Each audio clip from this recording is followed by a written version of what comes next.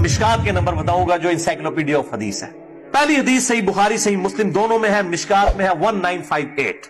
صلی اللہ علیہ وآلہ وسلم نے فرمایا جو شخص ایمان اور احتساب کے ساتھ, احتساب کہہ دیں گے آپ تین چیزوں کو جوڑ کے, اخلاص, ثواب اور اصلاح نفس, جو ایمان اور احتساب کے ساتھ رمضان کے مہینے کے روزے رکھ لے, اللہ تعالیٰ اس کے سابقہ سارے گناہوں کی مغفرت فرما دے گا. اور جو ایمان اور احتساب کے ساتھ لیلۃ القدر کا قیام کر لے, اس کے بھی سابقہ سارے گناہ معاف. لیکن لیکن لیکن چھوٹے گناہ, کبیرہ گناہ صرف توبہ سے معاف ہوتے ہیں, چھوٹے گناہ تو آٹومیٹکلی معاف ہو جاتے ہیں نیک اعمال کرنے سے. مشکات میں ہے 564.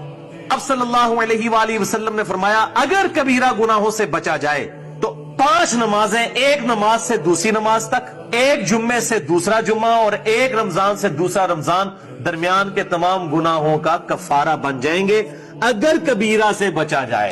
نماز چھوڑنا خود ہی کبیرہ, ورنہ لوگ کہیں جی کہ رمضان ہی پڑھ لو, دوسرے رمضان مشکات ہی پار. مسلم میں حدیث ہے, مشکات میں ہے 569 کہ بندے کے کفر اور اسلام, شرک اور اسلام کے درمیان فرق نماز ہے. یہ اتنا کبیرہ گناہ ہے کہ بندے کے کفر اور اسلام کا فرق ہے. تو جو کبیرہ گناہ کر رہا ہے نماز والا, اس کا کیسے ایک جمعے سے دوسرا جمعہ کفارہ بن سکتا ہے, یا ایک رمضان سے دوسرا رمضان کفارہ بن سکتے ہیں؟